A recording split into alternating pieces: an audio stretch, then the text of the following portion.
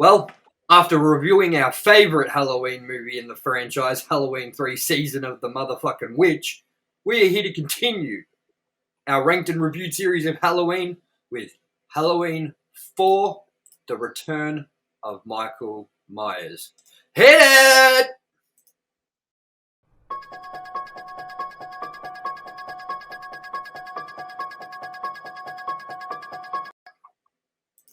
Hello everyone and welcome to a brand new episode of Ranked and Reviewed. This time we are ranking and reviewing the Halloween movies and we are up to Halloween 4 The Return of Michael Myers. I am your host, TOMYE West, and joining me as always is my co-host, ALANNIS Maximus. Greetings. Do you know what I did today? Oh, go ahead. It's exciting. Guess what I did? What? I shot him 6 times! You don't know what death is. With that, if you haven't already, please subscribe, like, and share. It would help us out a lot. And comment. Because if you comment, it makes us feel good, which makes you feel good. Isn't that right, Alan? That's a deal. Correct. That is the deal. And with that, we're going to get straight into our thoughts of... Wait, actually, before we do that, Alanis, let's give everyone a visual experience of what Halloween 4 is by checking out the official trailer for Halloween 4. Let's Better have Deep Voice Guy from the 80s. That was the official trailer for Halloween 4. And with that, let's get into our thoughts on this movie. And as always, Alanis, you're going to go first. What are your thoughts on this movie? I think it was, as far as it goes, the crux was basically the same as the first two, maybe more so the second. But I think it delivered more of the elements of B-grade 80s horror that I enjoy. Body counts, a little bit more gore, a bit more outlandish. Donald Pleasant did a better job. Did you know what the body count of this movie is? I didn't take count, but I know, I'm not sure if I saw it or not, but I'm pretty sure they killed a fucking dog. Yeah, I think they did. It makes me unhappy. Well, the actual kill count of this movie is 15, with only 7 being shown on screen. Plus a dog. Plus a dog. Ow! So, continue. What else did you think of the movie? It was interesting. I can remember first starting watching it and then saying the child's name is Jamie, and I'm on. But that came good. That didn't bother me too much.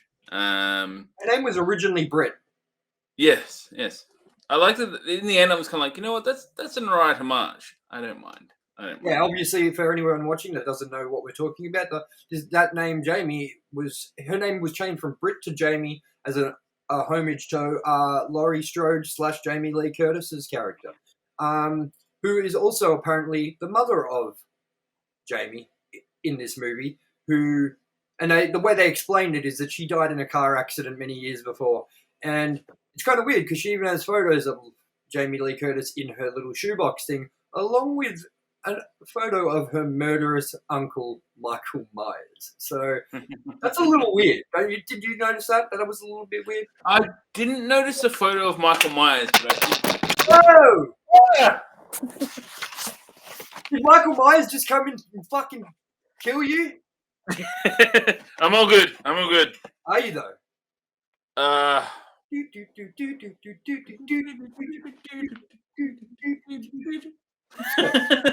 I'll be good. So you didn't notice the photo because the photo was of the Michael Myers dressed in the clown costume on that Halloween evening as a kid. I actually missed that bit. So yeah, continue. What else were you? Yeah, I think it just sat, I think, in the era of, I think it found itself a little bit more, and it felt to a similar tone as a Friday the 13th movie. But different enough that it wasn't a Friday the 13th movie, which I think made me enjoy it a little bit more. I am a big Jason Voorhees fan. And I actually didn't like. I know I've seen all the Halloween movies a very long time ago. I did not remember a single thing about this movie, so it was like watching it all over again. Yeah, that's the interesting thing about this movie is that I think it's pretty decent and I think it's pretty good. But when you think back, like I'm sure because you haven't watched all the Halloween movies in a long time, I'm sure once you get to the end of this series, I feel like this is the sort of Halloween movie that you look back on with very little memory because I feel like it is while it's good and services the fans and services what was going on in cinema at that time, and I still rank it above probably one of the better entries in the franchise as far as I can remember until maybe it might change with our review. I still think it's kind of forgettable. I don't know if you agree. Yeah, it very much blurs into the other movies. Like there's nothing apart from a higher body count and a bit more gore. It's pretty much the same thing. Michael Myers comes to Haddonfield, chased by Loomis, whacking his in shoes. I do think, though, what did you think, though, about the approach of Michael Myers to begin with, where it was like a methodical approach to Haddonfield, where first he went and took out, first he went and got got the overalls from the mechanic, the car mechanics. Then he knocked the power lines out, the telephone lines out by exploding up that gas station where the car mechanics was. Then he went to the hardware store to get his mask. And then he went to the power station where he electrocuted the power guy to put the power out in Haddonfield as well. And then he approached so that he kind of had all these advantages to his to his attack. So what do you think about that being a part of it, as that wasn't sort of the approach in previous Halloween movies with him involved? I do like that. I like that it made him a little bit more methodic. He wasn't just rocking up with a knife, stabbing. And at this point at least, he still is very much human. Like there's, I think, which is interesting. Apart from the fact that he soaks bullets, but it is what it is. Yeah, definitely. Yeah, I like that you could clearly kind of see that they've gone, this slasher thing's really picking up. We need to keep going, but they kind of still.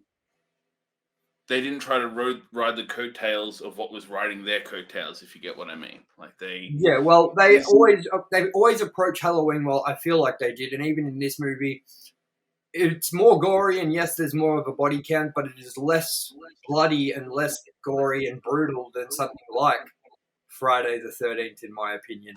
I still feel like Halloween carries that sort of view on blood and gore as unnecessary, and that's not where the suspense or the horror comes from. The suspense and the horror comes from the stalking, the tone, the setups to him entering the place, like that's where I feel like Halloween's always sort of been scary, whereas Friday the 13th has sort of been like, let's one up each kill and try to be inventive with every kill, and it's more of a guilty pleasure sort of movie than I'd say Halloween is considered. Would you agree? Definitely, I would agree with that. And my other thing I wanted to talk to you about was the mask. It's terrible. Yeah, especially when it's pink. The pink one is the funniest, man. Like, it's only in for a shot. Like, it's 1 5-second shot, if that. You know what I mean? And then it cuts, and even in the same scene, just different angles, it's the other mask. But it's weird because they said that they were on set really late at night. They were all really tired, and someone from the prop area brought that mask in, and they put it on, and they yelled action, and they shot that movie. They shot that scene with the mask, and no one realized. I find that really fucking bizarre and hard to believe that someone wasn't like, oh, just one thing. Michael Myers' mask isn't pink, is it? Why the fuck is that? Yeah.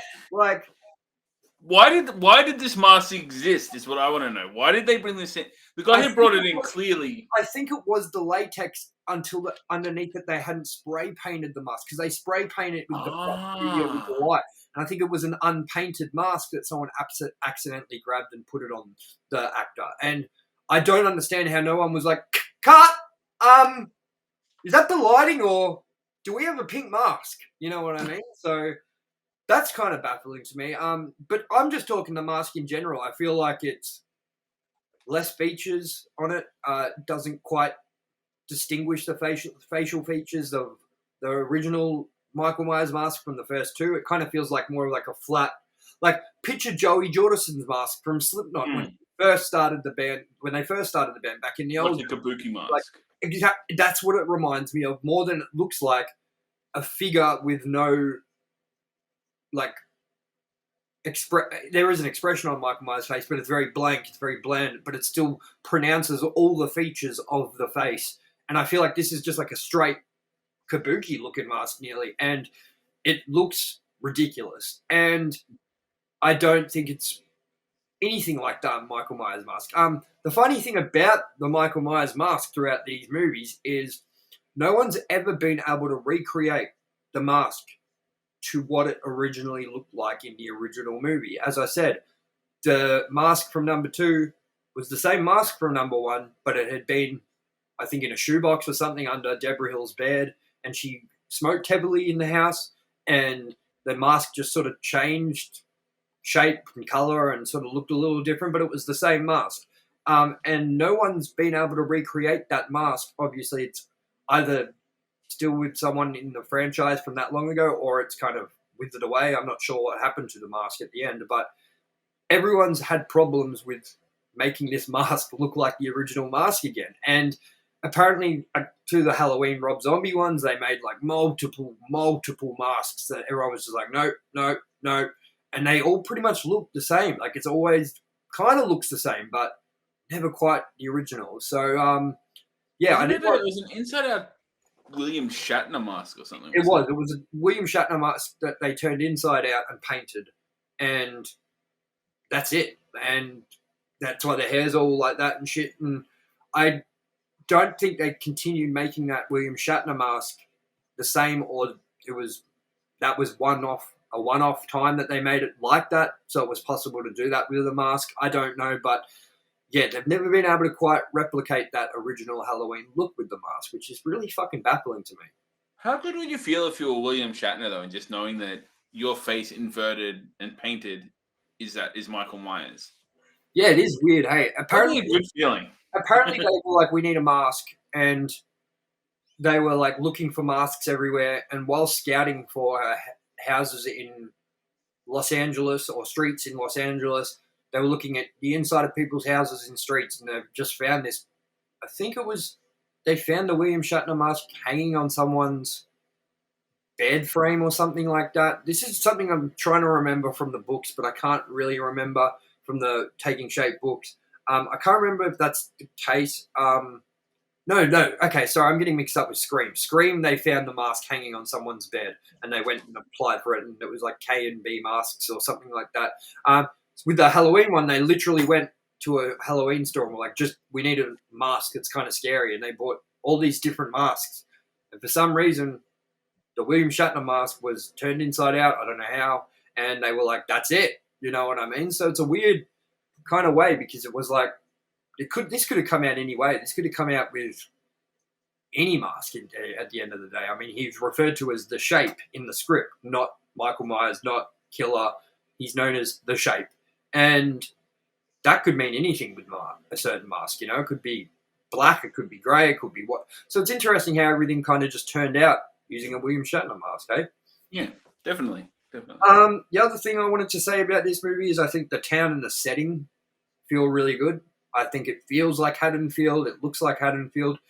I didn't think that Haddonfield was surrounded by lots of farm paddocks and stuff, which is what we saw in the middle of at the start of this movie with the opening credits, where you saw shots of farm fields and scarecrows and things like that. I didn't feel like Haddonfield was a town that was near something like regional, like that. But I guess it is.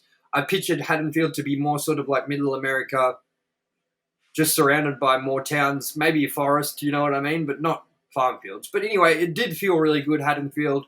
I think that the the setting of Haddonfield is such a great setting for the Halloween series and for any movie series. I think it's a really cool, realized sort of location. So that's one of the things I think that really went for it. You know, they went for it and they really did well with. The other thing was, I think this movie would have benefited from using the same sort of contrast and shooting style that they did use for Halloween 2, being sort of like a bit more foggier and sort of the feel that they went with for the 1970s flashback in Halloween Kills. I would have liked to see that style of like film, like camera work, graininess, like contrast, fogginess in this movie. I felt like this movie was trying to be too clean with its camera work, which now in our days there's cleaner camera work, so this just feels like not as established. You know what I mean? I don't know if that makes any sense. What I'm trying to say. What about? Does that make any sense? It does. It does. I have an interesting question for you. I'd like to know your answer to. What do you think is more of a living, breathing kind of character, Haddonfield or Westboro? Woodsboro, Woodsboro. Haddonfield, because it's it's a lot more established. It's a lot more featured in, like, we've seen it more in Halloween than we have in Scream. Also, I think Halloween, the streets in Haddonfield, like in the original Halloween and everything in Halloween 2 and Halloween 4, feels like a realized real place, whereas Woodsboro has always kind of seemed a little fake to me. I don't know about that. I don't know if that's the same as you. What do you think? Do you think that maybe Haddonfield is a better realized place than Woodsboro, or is that just because we've seen it more? Like, I don't know. I think it is a little more iconic in the way it looks, especially with the way they recreated in Halloween Kills as well. And I think that. Oh man, that's some great work that they did at the start of Halloween Kills. I can't wait till we get to that movie and we talk about it, because as I said, when I was sitting in the cinema watching that, I was like, wait, is this old footage? Like, is this scene? Have I seen this before? And I was thinking about the opening to Halloween 2, where you get the POV shot of Michael Myers walking through the houses and taking the knife and all that sort of thing in Halloween 2. And that's what I was remembering when I was watching Halloween Kills, was like, is this from Halloween 2? And I think that's exactly what the intention was for Halloween Kills, was to go back to that night. And as I said, I could have sworn it was really them using older footage, but it was the filming technique. And I kind of wish that, yeah, we got that in this movie. I don't actually know if we do get that filming technique again, like we did in the first one, especially the first one and Halloween Kills. I don't think we get that again throughout the series. I think it's always trying to be a little bit ahead with its cinematography and being on par with other movies that are getting released at those times. You know what I mean? Yes. Also, I feel like it's more action-packed than Halloween 2, obviously, this movie. It's like a lot more happens. It's not just set in a hospital. You know, Michael Myers does a lot more. But I also feel like, even though that's the case, the dialogue and the direction feels a little cheaper than those movies. I don't know if you agree. I think so.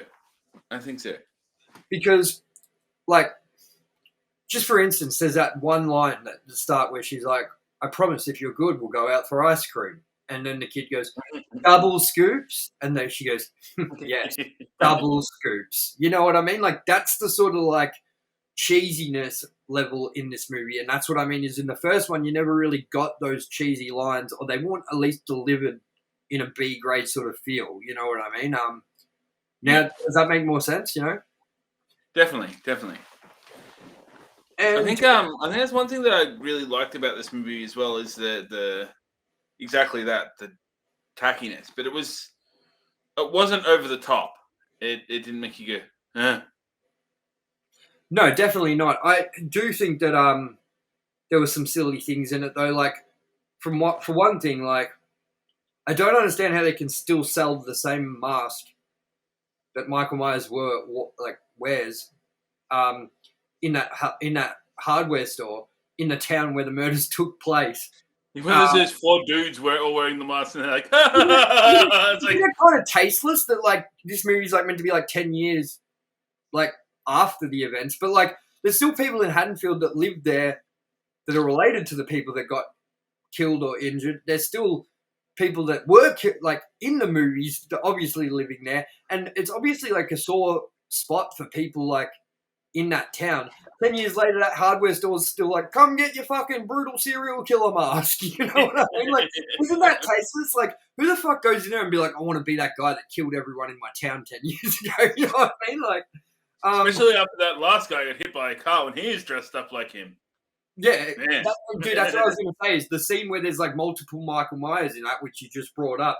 Again, that's funny where he's like, is that him? He's like, yes. And then they like turn around, there's more, and they're like, my God. Like, I think it's funny, but it's nowhere near as funny as in Halloween 2, where that fucking innocent dude is apparently dressed up just like Michael Myers and gets fucking pummeled by the police car that's going like 100 miles per hour in the fucking back street.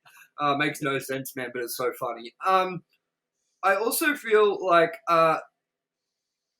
that sticking someone in the belly with a shotgun will never go through that person and come out the other side of them.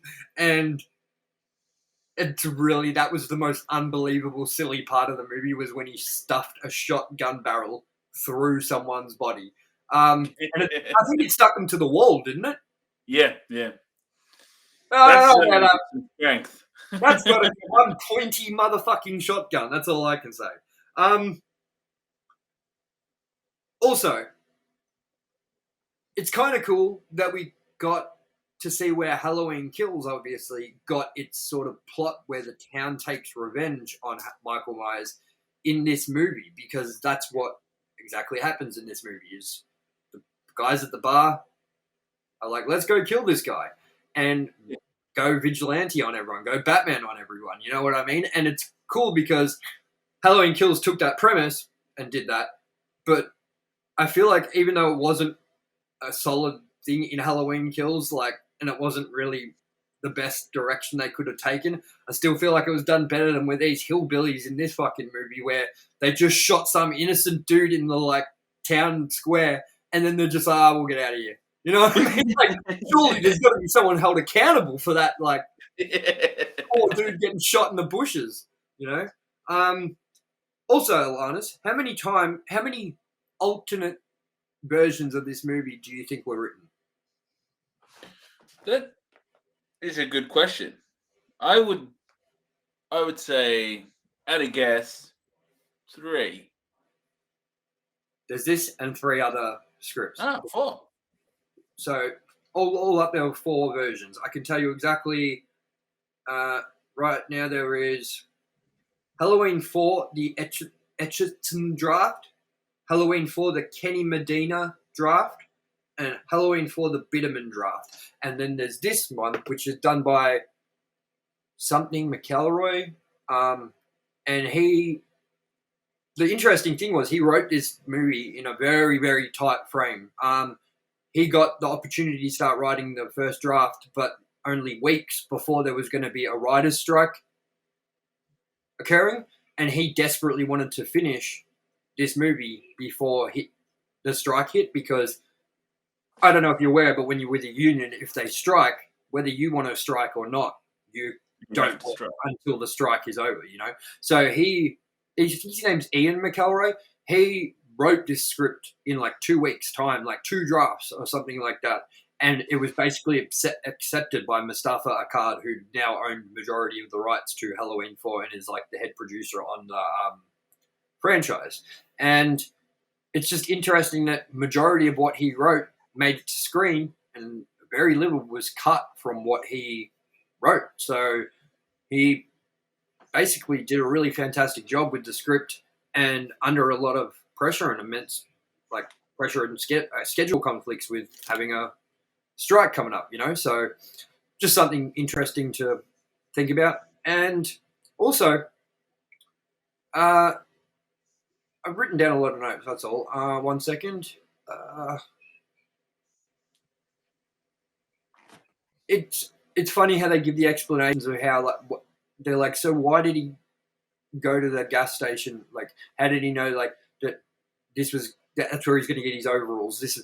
And literally the writer or director or someone in an interview was like, the reason he goes to the gas station is to get his overalls. The reason he goes to the hardware store is to get his mask.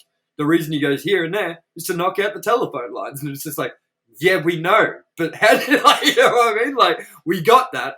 And the scene on the roof at the end was actually shot on a soundstage, but pretty high up. And really? the actress playing Rachel actually got injured by getting her leg grazed on like a loose nail or screw or something from the set design as well. So yeah, these are just like little bits of information that I know just from the book taking shape and reading up on it and stuff like that. But yeah, I do think that this is a good movie. I do think this is a good Halloween movie. I don't think it's as good as many of the other entries in the franchise. I definitely think it's better than Halloween 3 Season of the Witch, which isn't hard to do when you want a Michael Myers movie, you know. But, you know, this movie runs for what? It goes for... Hour and 28 minutes, I think. It's an hour and 28 minutes exactly. It came out in 1988. As we spoke about last episode, the budget on this was around $5 million, and the gross was $17.5 million, a bit over $17.5 million.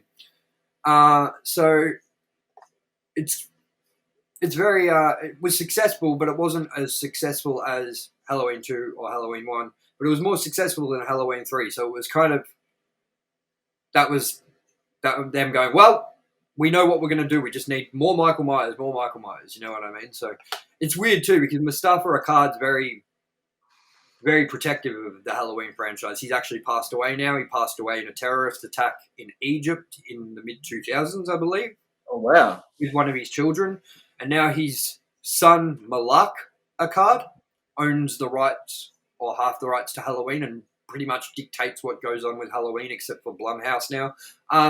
But he was very protective of all of these movies and basically was like, had like a set of rules that you couldn't like, that you had to do if you're going to write a Halloween movie, which was there always has to be a way that he can come back.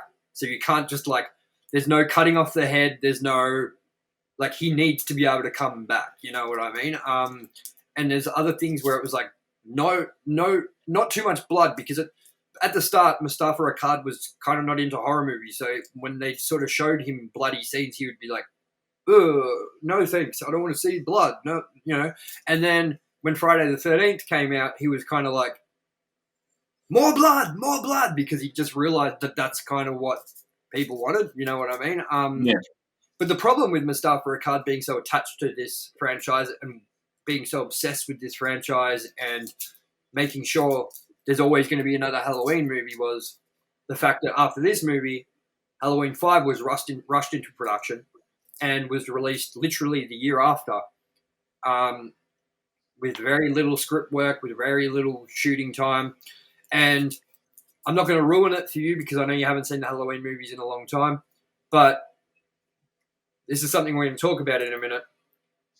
Where it leaves off Halloween 4, it's a very weird thing to happen at the start of Halloween 5 and where they take Halloween 5. So with that, let's talk about the ending of this movie. What did you think of the cliffhanger at the end? I liked it. I kind of cast my mind, because obviously we know what it implies isn't what happens, but I kind of tried to look at it from the perspective of if I was watching this and there wasn't anything after I was watching it in 1988 or whenever it was made. And that would have been freaky as shit, that it had shades of Pet Sematary with the little kid with the knife.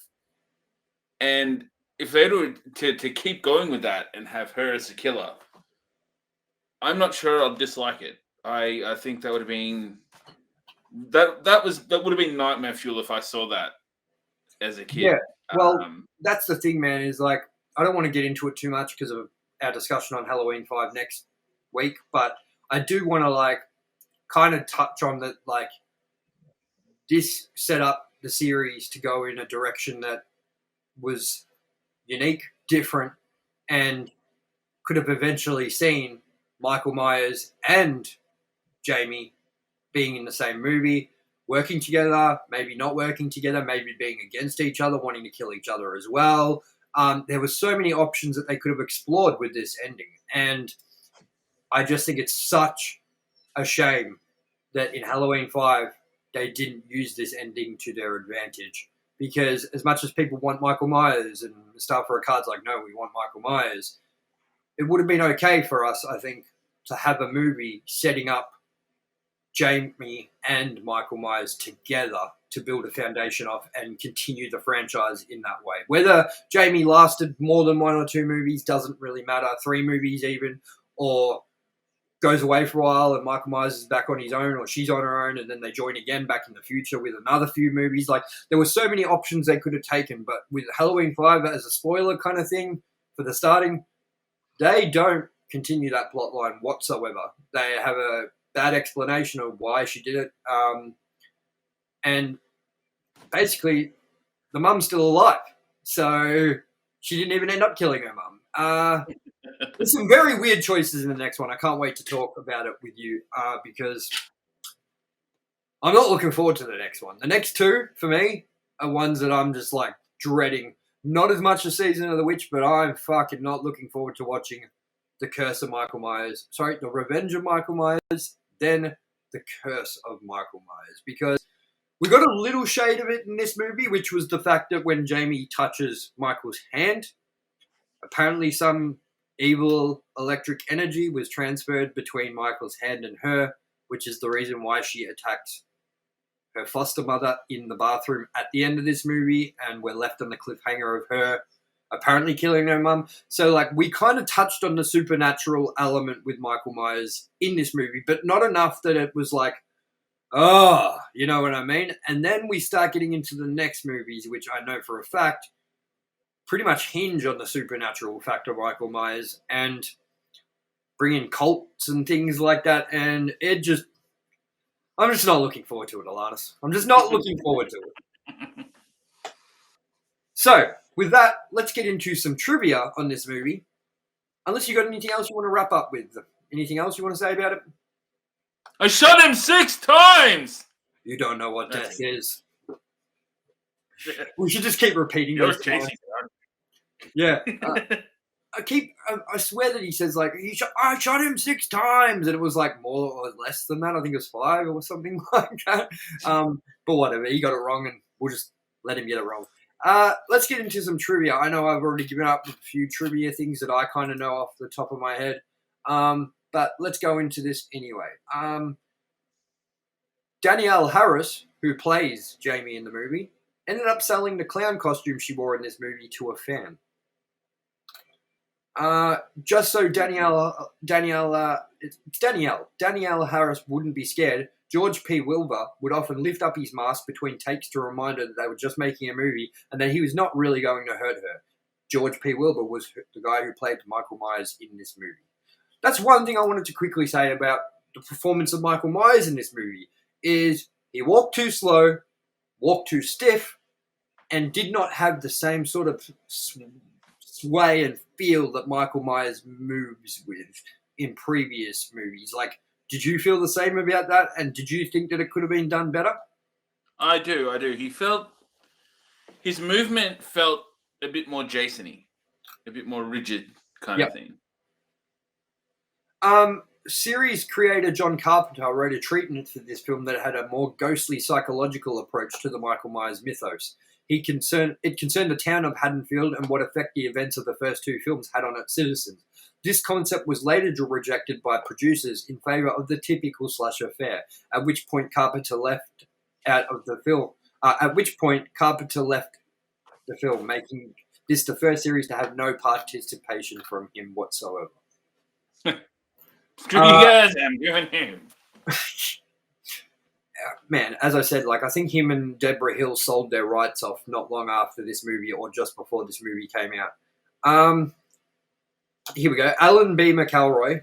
So I thought it was Ian, but it's Alan B. McElroy wrote the script in 11 days and beat the writer's strike by mere hours. The shoot lasted about 41 days, and Elliot Cornell and Danielle Harris were required to be on set for 36 of those days. The drugstore set was also used in Stephen King's The Stand in 1994.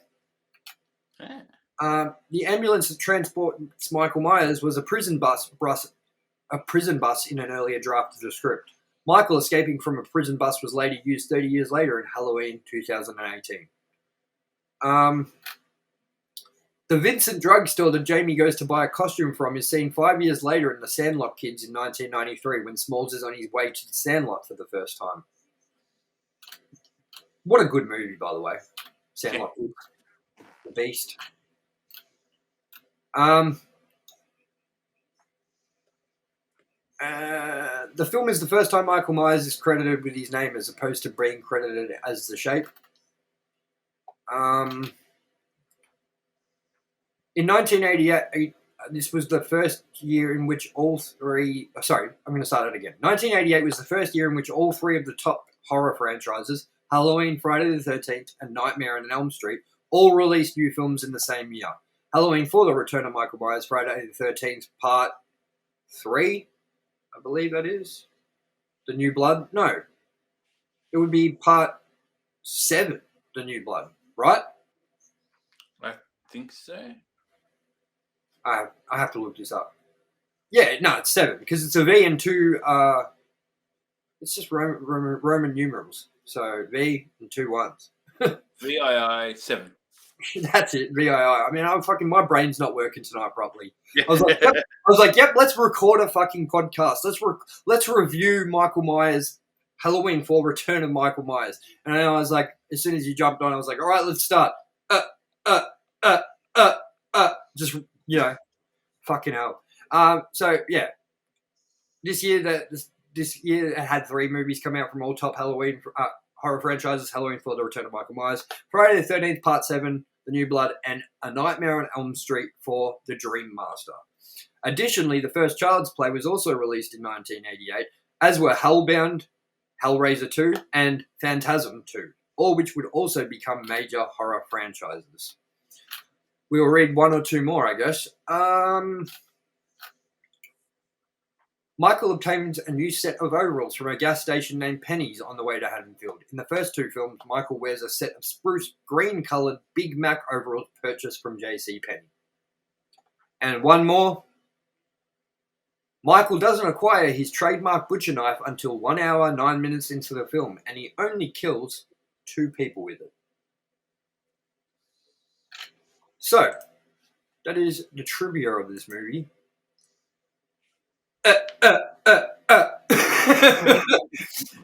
And with that, we're going to go into our official ranking of this movie. Now, for everyone at home that hasn't watched us before or doesn't know how this show runs, a lot of podcasts that do ranking and reviewing of movies will rank them as a group, or will rank them as a, put the ranking together rather than make them separate rankings. On Ranked and Reviewed, we like to do something a little different, and that's give our own personal rankings. So you get a ranking from me, you get a ranking from ALANNIS. And I like that aspect to our show because it always causes either debate, contention, a laugh, severe disappointment. Whether it's ALANNIS not putting The Dark Knight as number 1 in the Batman movies, or whether it's me putting Prey above The Predator, whether it's ALANNIS putting The Temple of Doom as one of his favourite Indiana Jones movies and not the others. We've all done wrong in this series. Let's just say that. We've all done wrong. All of us being just me and ALANNIS. We've done wrong, both of us, many times. We both probably did wrong when we both put Jurassic World Dominion as our favourite movie. But whatever. Go check that episode out. I wonder how many anuses puckered when we said that. Oh, dude, so many. Like, I've seen so many YouTube videos where it's like Jurassic World Dominion. What went wrong? Jurassic World Dominion, the worst Jurassic World movie, or Jurassic Park movie. I'm just like, I thoroughly disagree, but whatever, So I'm going to bring up the previous ranking. Now, because we're getting a little longer in the rankings, and obviously they take up more space the further we go with our rankings, the ranking screen looks a little different to the new one, so that's why it might look a little weird. But this is the old ranking. Me, I had number 1, Halloween 2. Number 2, Halloween. Number 3, Halloween 3, Season of the Witch.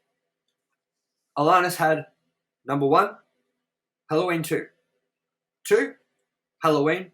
And 3, Halloween 3, Season of the Witch. Which, I don't know if you guys can tell at home, they're identical lists.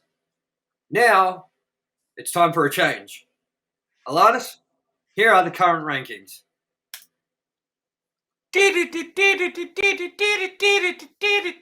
Oh. So, for everyone not watching, they're listening, TOMYE, myself, number 1, Halloween 2. Number 2, Halloween 4. Number 3, Halloween. Number 3, Halloween. Halloween 4. Jeez, I'm getting fucking confused, man. Number 4, Halloween Season of the Witch. So 1, Halloween 2. 2, Halloween 4. 3, Halloween 4. Halloween 3, Season of the Witch. And ALANNIS has number 1, Halloween 4. Number 2, Halloween 2. Number 3, Halloween. And number 4, Halloween 3, Season of the Witch. Now, ALANNIS, why did you put this at number 1? I want to hear your explanation. I think it followed very similar story as the other two, but it just had more of what I like in a B-grade horror movie. More of a body count, bit more tackiness without being too tacky. Some legitimately creepy things like that ending. I'm a big fan of Jamie with the bloody knife and the movie ending like that. It's, as I said, if I watched that at the time, especially if I watched that when I was 5 years old, which I would have been when it came out, that would have been nightmare fuel. Like that would have literally haunted me. I think it was just a really solid ending, and a good twist. Like, what's a twist? Apparently, when people saw this at cinemas, they were worried that her touching Michael's hand was going to give away that cliffhanger ending, which didn't seem to become a concern because I didn't see it coming when I first watched this movie, and I know you didn't see it coming rewatching this movie because you didn't obviously have a memory of that happening, did you? Yeah, exactly. Get ready for the disappointment that is Halloween 5 with where they take Jamie's character, man. Very. All I know is next week, I think both of us are in for a bad time. I don't know, though. Maybe you would like this new direction that you're going to go in with Halloween 5 and Halloween 6 being... I mean, you mentioned you like the sort of Pet Sematary, the sort of like supernatural elements that they add to this movie. Well, get ready for it because there's a lot of it in the next couple of movies. They left out, but whatever. Call me old-fashioned. I just like my slashers being men that kill, or women that kill, whatever. So, how'd you think that went, ALANNIS? Good? I think it went swimmingly. I liked it. Good. That's the main thing, man. That's the main thing. And with that, we're going to wrap up this week's episode of Halloween Ranked and Reviewed with our review of Halloween 4, The Return of Michael Myers. Now, next week, we have our review of Halloween 5, The Revenge of Michael Myers. And later this week, actually, not this week, this weekend, you're going to get our Predator 2 review as well. Currently playing on ALANNIS' television. Foreshadowing. Reviewing Predator 2, which I think ALANNIS likes. I'm not sure about it. I can't remember, but from what I remember, I'm not a big fan. So next week, I'm going to watch 2 bummer movies, apparently. Good time. No, actually, so that's this week. I'm going to watch Predator 2. Next week, we get to watch. That's what we haven't discussed, is how are we going with Predator? Are we going to go order of when they were released, or are we going to go Predator 1, Predator 2, Predators, Predator 2018, we've done Prey, and then do the Alien versus Predator movies on top of those, or are we just, chronologically? What do you want to do? That's a good question. I have not thought about it. I think we should do the mainstay Predator movies. So Predator 1, 2, Prey, Predator 1, Predator 2, Predators, Predator 2018, and then do the Alien versus Predator movies, as I kind of feel like they're in their own timeline. They're also their own sort of series. I don't know if you agree, or would you think it's more sense to do it chronologically of when they came out? No, I'm fine with doing it that way. That would Oh, thank God, because that means that next week I get to watch Predators. So There's let's an leave, ulterior motive. let's leave Alien versus Predator for another day, eh? Because fucking hell. As I said to you during our Predator review, I was trying to think back what Alien versus Predator actually was, because I was like, I can't remember those movies. And I remembered the snow and the weird looking pyramid thing or whatever and the expedition, and I was like, oh no, I hate that movie so much. It's kind of like the reaction I had today when we saw that there's going to be an Addams Family TV show on Netflix called Wednesday, and I was like, oh no,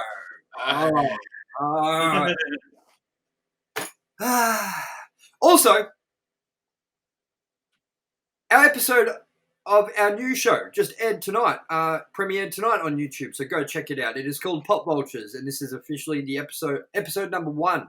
It released this just this evening that we're doing this. So what's the day today? Wednesday. It was up 7:30 p.m. Go check it out. We talk Halloween Ends plot potentially being leaked and spoiled for everyone, and if it's true, you're gonna have a bad time.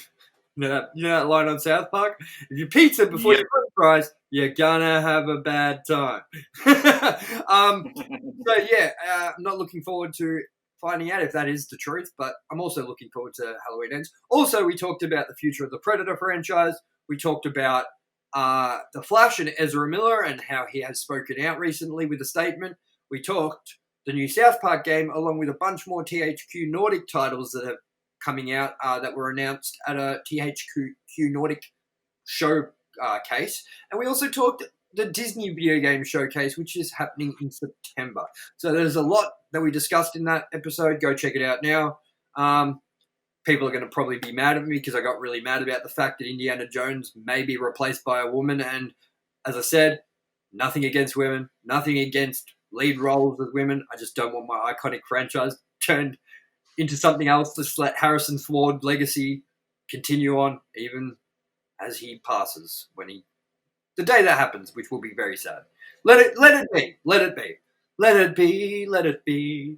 So, with that, I've been your host, TOMYE West, as always, and joining me as always has been my co-host, ALANNIS Maximus. And remember, if you haven't, subscribe, like, and share. It helps us a lot. Leave a comment. We'll comment back. Makes us feel good, makes you feel good. It's always a good deal. Am I right, Alan? You are correct. Happy Halloween, Halloween, Halloween. Happy Halloween, Silver Shamrock. So, thank you, everyone. And we will see you next week for Halloween 5, The Revenge of Michael Myers. Silver Shamrock.